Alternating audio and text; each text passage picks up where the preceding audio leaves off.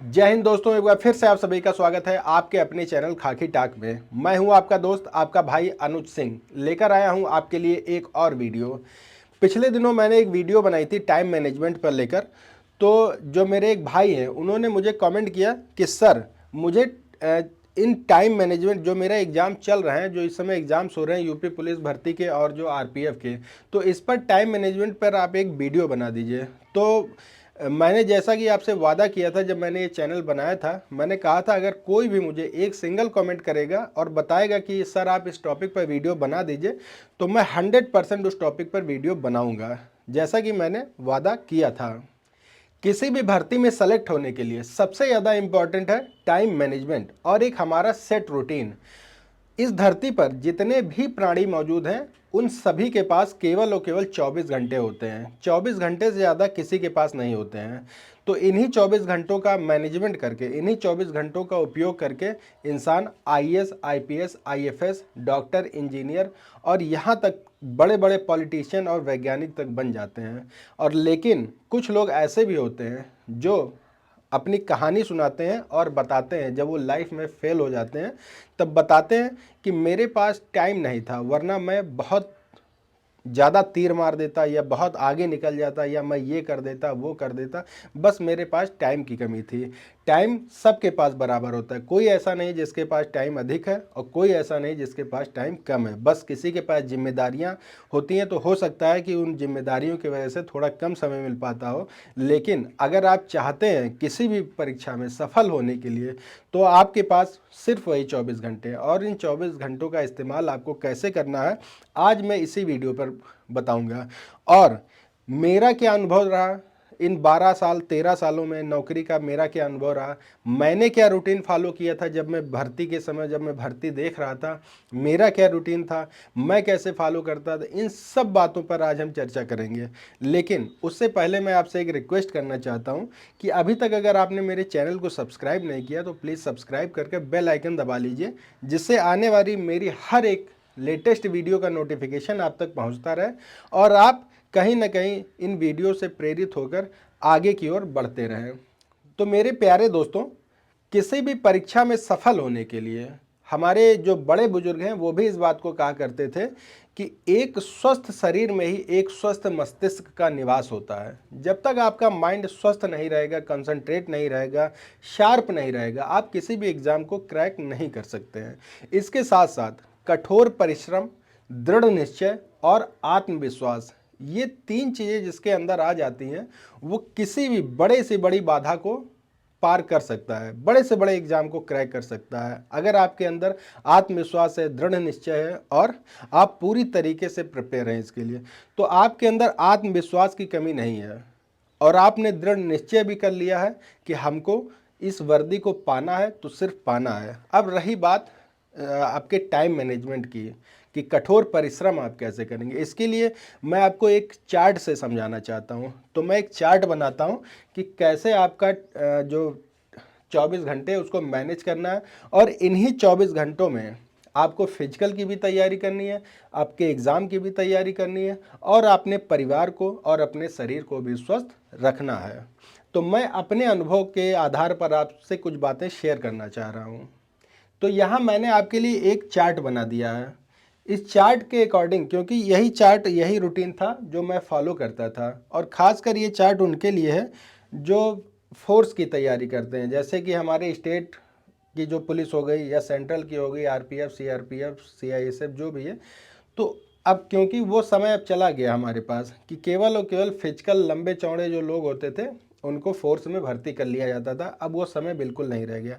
अब आपको पढ़ाई करना है, आप जितनी ज़्यादा पढ़ाई करेंगे आपके सिलेक्शन के चांसेस उतने अच्छे हो जाएंगे। तो मैं अपने दिन की शुरुआत करता हूँ 5 बजे से। अब यहाँ बहुत से लोग कहेंगे कि सर मैं तो 3 बजे उठ जाता हूँ, मैं तो 4 बजे उठ जाता हूँ। तो देखिए, ये इंसान का शरीर है, इसको आप जिस तरीके से ढालेंगे ये बिल्कुल वैसा हो जाएगा। लेकिन एक जो हमारी डॉक्टर्स भी सलाह देते हैं कि 7 से 8 घंटे की जो एक नींद है वो लेनी चाहिए, जिससे कि हमारा दिमाग काम करता रहे और स्वस्थ बना रहे। तो मैं दिन की शुरुआत करता हूँ 5 बजे से। आप 5 बजे उठ जाएंगे, इसके बाद 5:15 तक आप फ्रेश होकर निकल जाएंगे रनिंग के लिए। रनिंग करेंगे, थोड़ी एक्सरसाइज करेंगे, क्योंकि पढ़ाई के साथ साथ एक्सरसाइज बहुत ज़रूरी है। जितने भी आप महान वैज्ञानिक या जितने भी आप बड़े साइंटिस्ट देखेंगे, उनके जीवन में आप पाएंगे कि वो एक्सरसाइज ज़रूर करते थे। बिना एक्सरसाइज के दिमाग का जो ब्लड सर्कुलेशन है वो सही नहीं रहता है। तो 6 बजे तक आप रनिंग या एक्सरसाइज करेंगे। 6 बजे आप घर आ जाइए और 6:30 तक आप नाश्ता करिए। नाश्ते में आप ऐसी चीज़ें लीजिए जो रात में आपने चना, मूंग या मूंगफली, ये जो चीज़ें हैं इनको आप भिगा दीजिए, अंकुरित कर लीजिए और 6:30 तक आपको इन्हें खा लेनी है नाश्ते में। 6:30 से 10 बजे तक आपको पढ़ना है। पढ़ाई में यहाँ सबसे ज़्यादा इम्पॉर्टेंट ये है कि पढ़ाई में आप ऐसी चीज़ें पढ़ेंगे जो टॉपिक नया नहीं है। जो आपने नोट्स बनाए हैं केवल और केवल सुबह में उन्हीं को पढ़ना है, रिवीजन करना है। नया टॉपिक आपको कोई नहीं छूना है। रिवीजन आपको करना है 2 से 3 बार। आप 2 से 3 बार जितना भी आपने नोट्स बनाए, जितनी भी चीज़ें आपने लिखी हैं, वो चीज़ें आपको सुबह के समय पढ़नी है। ठीक है। इसमें आप अपना जीएस के जो नोट्स होंगे, आपके हिंदी के जो नोट्स होंगे, करंट अफेयर्स के जो नोट्स, वो सारी चीज़ें आपको सुबह में पढ़ना है और 2 से 3 बार पढ़ना है। 10 बजे से 11 बजे तक आप खाना खा लेंगे। जो खाना अवेलेबल है, चाहे नाश्ता हो या खाना हो, जो भी आपके घर पर मिल रहा हो, आप 10 से 11 बजे तक इसको खाएंगे। और इस बीच आप थोड़ा रिलैक्स भी करेंगे माइंड को थोड़ा, क्योंकि यहाँ आप 2 से 3 घंटे पढ़ चुके हैं, तो थोड़ा माइंड को आप यहाँ रिलैक्स देंगे। खाना खाने के बाद 11 बजे आप फिर पढ़ने बैठ जाएंगे और 11 से 2 बजे तक आप पढ़ेंगे। इस बीच आपको पढ़ना है रीजनिंग, जीएस और हिंदी। इसमें आप अपने नए टॉपिक पढ़िए, जो आपको नए टॉपिक, क्योंकि रिवीजन आप कर चुके हैं पहले, अब आपको पढ़ने हैं नए टॉपिक। आप यहाँ नए टॉपिक जितने भी आपके हैं वो सब आप पढ़ लीजिए। 2 बजे से 3:30 बजे तक, 2 बजे आप पढ़कर उठ गए और 2 से 3:30 बजे तक आप खाना खाइए, आराम करिए, अपने परिवार के साथ रहिए, परिवार को थोड़ा समय दीजिए। बच्चे अगर आपके घर में तो बच्चों के साथ खेलिए। मतलब कुल मिला के आप थोड़ा बॉडी को रिलैक्स देंगे। यहाँ पर 3:30 से 6 बजे तक आपको फिर से पढ़ाई करनी है। अब यहाँ पर आप रिलैक्स हो चुके हैं, पूरी तरीके से आपका माइंड फ्री हो चुका है। आप 3 से 3:30 के बीच आप पढ़ना फिर से चालू करेंगे और 6 बजे तक आप पढ़ाई अपनी करेंगे। इस बीच आपको नए टॉपिक्स पढ़ने हैं। नए टॉपिक जो भी आप, जैसे रीजनिंग के नए टॉपिक्स लगा सकते हैं आप। मैथ अभी मत छूइए। अभी अब आपके मन में एक सवाल आ रहा होगा कि आपने सारी चीज़ें बता दी लेकिन मैथ्स के बारे में अभी नहीं। मैं आपको बताऊंगा उसका रीज़न क्या है। तो 6 बजे तक आप पढ़ाई करिए, नए टॉपिक जो हैं आपके वो सारे कवर करिए और ज़्यादा से ज़्यादा चीज़ें आप पढ़ने की स्पीड बढ़ाइए। जो पढ़ने की स्पीड है उसको आप मेंटेन करिए, स्लो मत पढ़िए। आप इसमें स्पीड टेस्ट लगाइए, अपने जो आपके नोट्स वगैरह हैं उनको देखिए, स्पीड टेस्ट दीजिए, मॉक टेस्ट वगैरह लगाइए, पेपर हैं उनको सॉल्व करिए इस टाइम में। ठीक है। 6 बजे आप उठ जाइए और 6 से 7 आप थोड़ा घर से बाहर निकल जाइए, क्योंकि हमेशा एक जैसे माहौल में जब आप रहेंगे तो कहीं ना कहीं वो प्रेशर आपके ऊपर बिल्डअप हो जाता है। तो आप 6 बजे घर से बाहर निकलिए, अपने गांव मोहल्ले में मार्केट ही चले जाइए, दोस्तों से मिलिए, उनसे बातचीत करिए।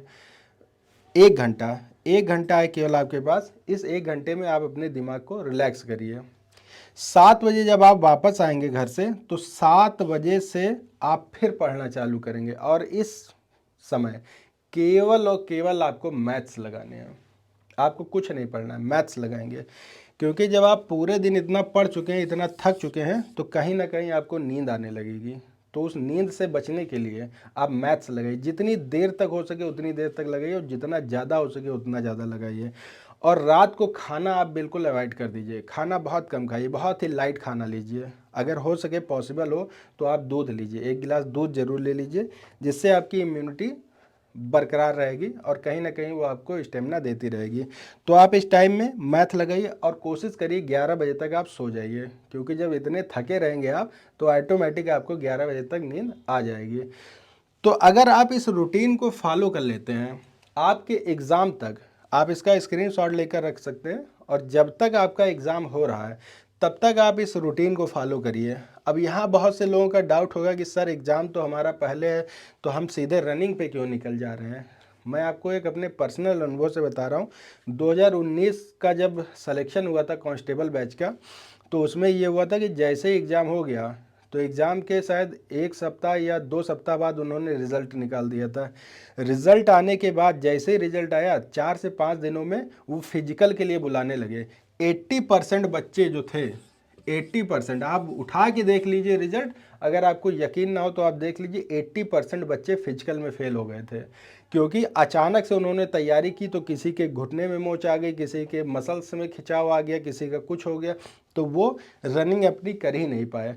तो आप जब थोड़ा थोड़ा यहाँ पर प्रैक्टिस करते रहेंगे, थोड़े थोड़े अपने शरीर को वार्म अप करते रहेंगे, तो जब आपका एग्ज़ाम यहाँ फिनिश हो जाता है, इसके बाद आप तैयारी पर जब लगेंगे तो भले ही आपको कम मौका मिले, लेकिन आप उस फिजिकल को पूरी तरीके से कंप्लीट कर लेंगे।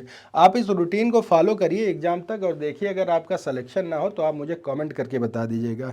और इसमें अगर आपको कोई चीज़ समझ में नहीं आ रही, कुछ चीज़ें मिस हो रही हैं या कुछ चीज़ें आपको ऐसा लग रहा है कि नहीं गलत है यहाँ पर ये चीज़ें, तो वो भी आप मुझे कमेंट करके बताइए।